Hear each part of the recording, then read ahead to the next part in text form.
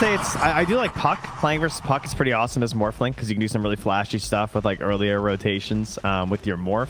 There's no like long-term morph that makes me really happy. I mean, Troll's not bad, I wouldn't say. You know, it's just not on that level of like the TV and the gyro and stuff. And overall, it's pretty good just because they have like Nightmare. They have the potential for an eventual Agnum's slightly higher potential since it'll be the 4-weaver, and they'll also have the press the attack. So I think we're very similar to game one, where they've just gotten more into this idea of shoving the big hero up front and hoping that the saves play a little bit better this time. All right, well, we'll see how he fares as things just going as standard for the lanes. They've got the Bane on their side this time around, so they're probably hoping that they can kind of repeat what the Poshka did to them in game number 1.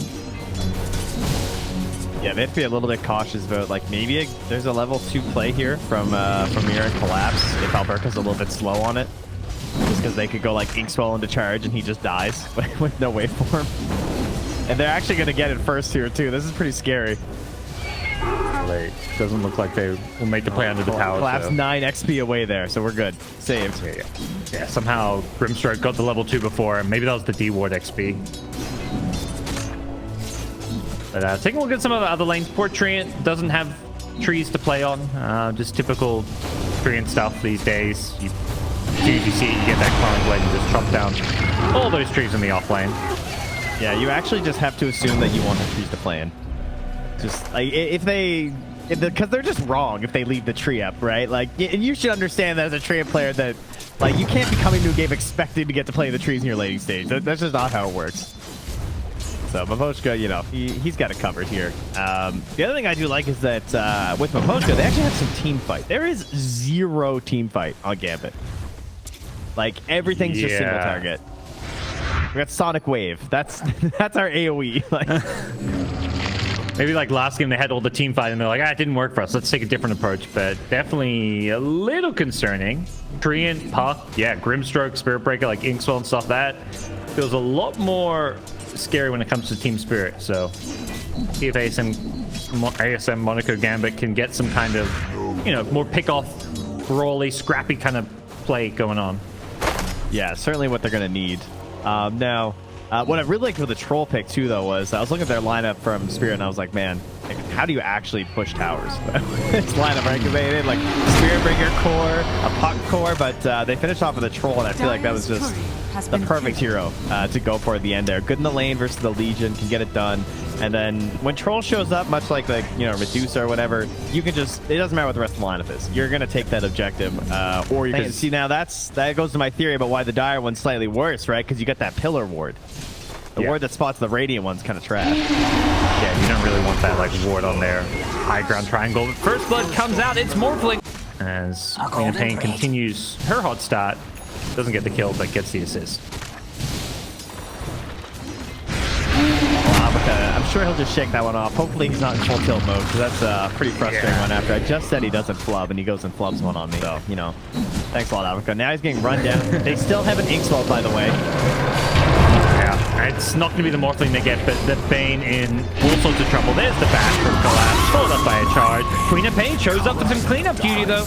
Lauren with a nice little move here, gets the Grimstroke and the... I was kind of wondering if he'd have the spacing right for that, because it was tight, as you said, with the Sonic Wave was going to be close, but good save. Now he's back up to half HP, and he'll continue to hold the tower. Bottom lane, though. Yep. And going on the Morphling. Alberca having a rough time of this one. Even if he gets out here, he's still not going to be too happy with how this lane is going. But back up top, they're chasing Otto into the tree line here too. And yeah, I don't think he's going to be escaping this one. Yeah, down he goes. Spirit Breaker getting the revenge kill. Collapse needs to be careful. He almost gets immersion, but great defensive play coming in from the Legion commander. Keeps him alive. The 2-hero Sonic Wave may finish off Collapse. Needs another Blink Scream. Gets him just on the edge of it. He almost juked back. Level 8 already. It's under attack. Like double. He's being pressured a little bit tight, and that's going to happen again. Collapse going in with the Inkswell. They get the Morph Strength off. Albuquerque does get hit by the Inkswell stun, but... What a hero. Ooh, wow. Are they actually going to get this kill, even with full strength? It sure as hell looks like, with the Puck rotating in as well. They bring down Albuquerque. The return kills are going to be coming the way of Gambit, but not perhaps... Whoop. Charge on one, charge on two. Can he get immersion here? Doesn't get a chance to time lapse. Collapse is just an absolute beast in the front lines. I feel like they're going to send in Mavoshka pretty soon. Chronotoker on the front lines with the Inkswell. Finds the pop with the silence to lead things off here. But nice Nightmare trying to save him, but the overgrowth is there. Roots Lauren in place. Gets the press the attack to keep him alive. Can't still blink because of the Dream Coil. And they do end up bringing down the Queen of Pain. Great control from Team Spirit and good spell usage as they look for more with immersion getting low bit. Scream, but Toronto Tokyo just out of range. He didn't have phase shift. That would have finished him off, but Queen of Pain just couldn't quite get close enough. And now with the leash coming in from the Soulbind. Yeah. And they bring down this Queen of Pain. Is there enough follow-up? Lorinov gets to press the attack to bail him out and keep him alive as Happy Jura also throwing his body. As well, after taking down that top tier 1 tower, something that for both teams is possible, but I think for Gambit, because how we talked about, like, they just don't have the team fight and everything, I feel like they kind of need that a little bit more.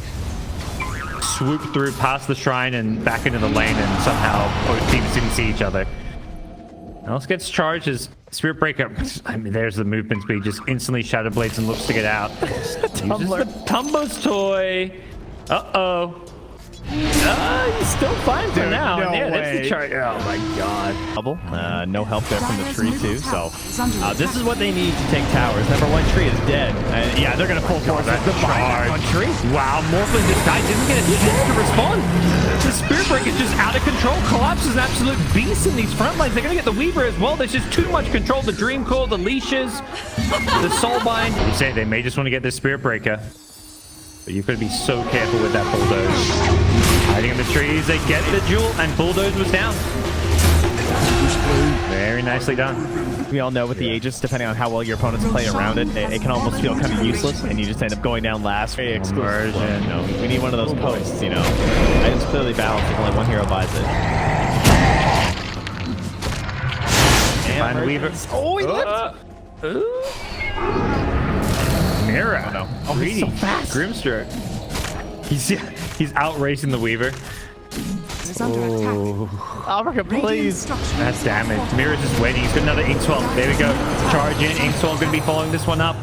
Nice Nightmare. They've got double saves, and it still feels like Alberca is struggling to frontline. Double save and Aegis, and I'm still worried about him. Ooh, the strength into Agi toggle. They get the blink jewel. They catch up Mira. Nice initiation from Millis. He had some good plays on the axe last game and continues to. He's getting into the solo potential here pretty soon with that Ghost Scepter with the Eagle Song already completed. How vulnerable are they right now? As Collapse, I mean, he's not very vulnerable with the 3 hero chip. They get the beat strip to get into jewel. Oh my god. Vision of Happy Jura there. They come in here. Morphlings. Ooh, he waved out preemptively. Had the Observer maybe to also give him an idea. It's going to be Bane instead going down. If Morphling can stay alive, they don't mind this. Ellis comes in as well. They're going to try and fight this with the buyback. It looks like it. They go with the Blink Jewel. They catch the Troll. Can they burst him and blow him up? Lorinov is there. And yeah, Spirit not even trying to save the Troll. Big kill. That you definitely see some of the strengths of the Morph in this game too, where they can't. They want to fight under their wall. They get a 2-hero charge. Oh, Wolfen goes down with the Bane getting leashed up as well next to the Legion. He's got a BKB, but it's going to be 1 kill in return. They want the Tree Protector as well. This is going okay for Gambit, despite having lost their Morphling.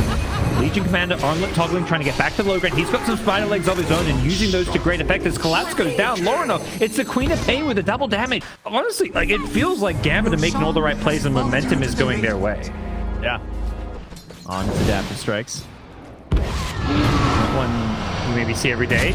Charge out from Spirit Breaker, goes in on Morphling. I think Collapse is wondering if this was the right way to go here. It's going to be the Queen of Pain in some trouble. Doesn't have the Aegis and missed the BKB, but gets brought down. And Spirit not afraid to fight into this one. Burker's on the front lines, but he's being ignored this time around. Gets initiated on by the puck, and he's going to get taken out on full agi. They've lost the Bane as well. This is not looking good for them. The Morphling's going to be respawning, but he's in a world of hurt. As Yotoro has shown up to the party, forces out the Queen of Pain buyback, the Blink Jewel coming in on the Collapse, and Sonic Wave isn't going to be enough damage. The dust is there to allow them to chase up, and he gets the charge away. Collapse is out with his life, and Yotoro going for a TP out of his own. Is there an adaptive strike with the Lincolns? He lives! Oh no, that's with the Queen of Pain. Okay, alright. All right. This is the ground that we're standing here apparently for Gambit. We're fighting around this ward. We have the ward there. Laurenov gets his Lincoln's broken. Gets caught by the leash now as well. Gets the BKB off with the Sonic Wave. He's going to turn and fight. Looks to go on Yatoro, but they get off a nice overgrowth onto 3. They haven't got the ability to save them all. Another charge on through. Catches out all of Gambit. There's just too much control, too many stuns to fight into, and the gym on the ground. He's too furious.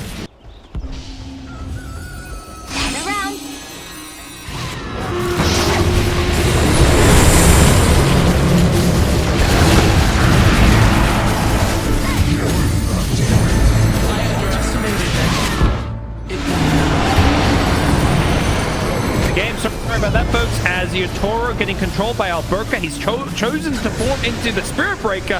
He needs more control, and he's saying it's going to come in the form of the Spirit Breaker himself as Collapse is just hitting onto the back lines. Mega kill, triple kill for Yatoro.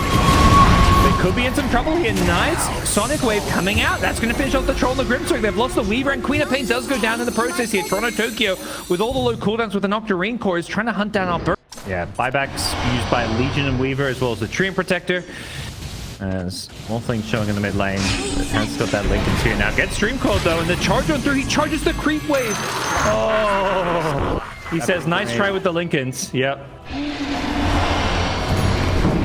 That is problematic. Now we find nothing is safe. Look at this base. He's killing him in the base. Under attack. That damage. Everyone's tipping him. Well, he's clearly having the most fun in this game. Like, is there any question about that right now? Oh, for sure. He found a new target.